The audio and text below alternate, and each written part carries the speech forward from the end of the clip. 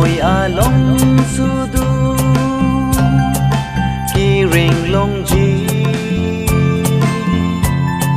sning a tha khem ka doi ve tum du o mùi a long sudu ki ring long ji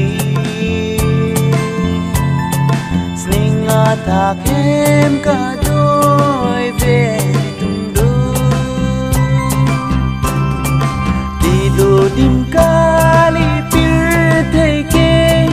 ki sang dim kali pir thei ke i hem ku jisu an hello ki sang an ke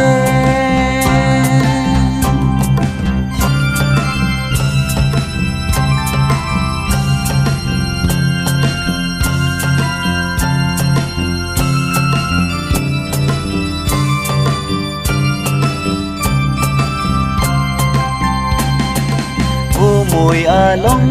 sudu ki ring a hu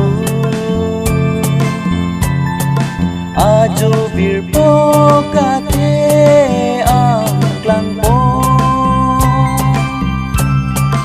o mùi a long sudu ki ring a hu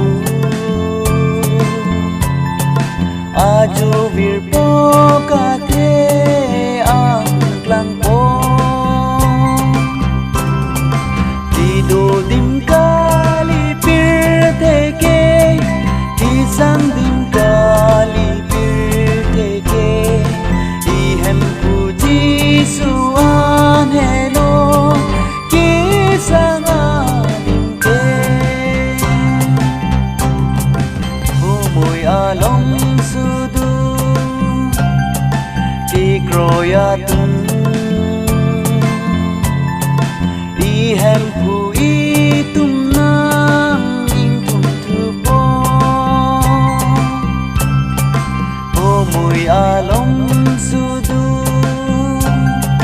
ki kroya tum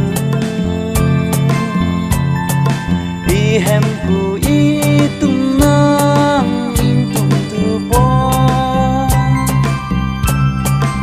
o te kan